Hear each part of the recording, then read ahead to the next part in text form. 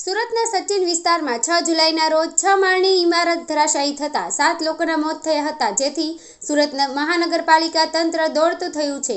સુરત શહેરમાં આવેલા અલગ અલગ સરકારી આવાસ અને ટેનામેન્ટોને જે જર્જરિત થઈ ગયા છે તેને વહેલી તકે ખાલી કરવામાં આવે માટે તંત્ર એક્શન મોડમાં દેખાઈ રહ્યું છે।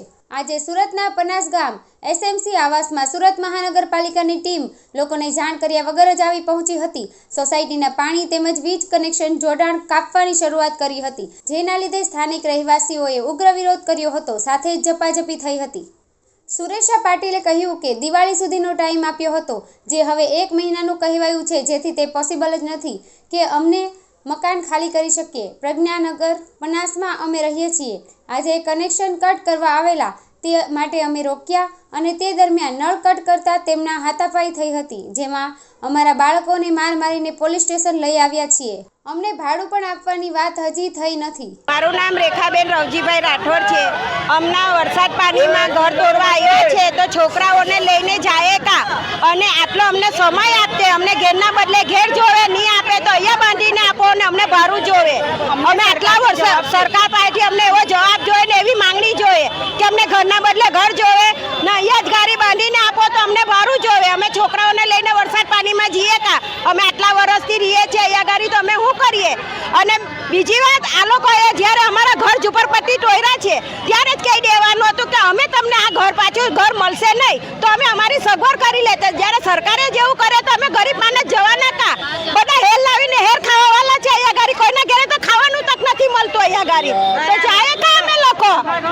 એટલે અમારી તો એક જ માંગણી છે કે અમને ઘરના બદલે ઘર જોવે બસ। પૂજા પવનભાઈ ગવાઈ। અહીંયા એવું થયેલું છે કે અમારા એસએમસી ક્વાર્ટર્સ છે ને, અમારા 25 વર્ષથી છે।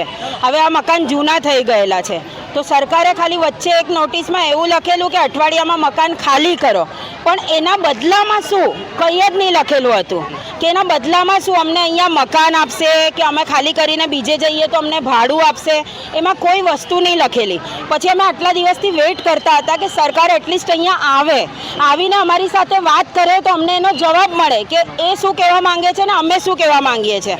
અમારું કહેવાનું એમ હતું કે અમને ઘરની બદલે ઘર જોઈએ। આજે અમે 25 વર્ષથી અહીંયા રહીએ છીએ તો અમે જઈએ કાં?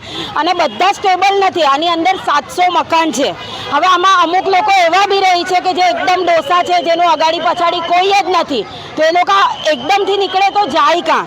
હવે આજે સવારે બનાવ એવો બન્યો છે કે આજે સવારે એકદમથી એ લોકો પાણી લાઇટ બધું કાપવા આવી ગયા, સરકાર એસએમસી વાળા એકદમથી એમરજન્સીમાં પાણી લાઇટ બધું કાપવા આવી ગયા। તો પાણી લાઇટ કાપવા આવી ગયા તો 2-4 છોકરાઓએ રોક્યા, કેમ કે રોકશે આજે, કેમ કે અમને જવાબ નથી મળ્યો કે અમને ઘરના બદલે ઘર કે શું, અમને કોઈ રિપ્લાય નથી મળ્યો। તો એ લોકોએ રોક્યું તો એ લોકોને મારીને અંદર નાખેલા છે, માયરા છે એ લોકોને। માયરા છે ને એ લોકોને અંદર મૂક્યા છે। તો અમારે એ જ કહેવાનું, અમને જવાબ જોઈએ છે। અમને છે ને ઘરની બદલે ઘર જોઈએ છે। અમને ઘરની બદલે ઘર, આજે 25 વર્ષથી અહીંયા રહીએ છીએ તો અમે જઈએ કાં? ને આ ભર વરસાદમાં એ લોકો કાપવા આવ્યા, તો ભર વરસાદમાં અમે જઈએ કાં? અમને ઘરની બદલે ઘર જોઈએ સરકારથી, બીજું કંઈ અમને નથી, અમને ઘરની બદલે ઘર જોઈએ।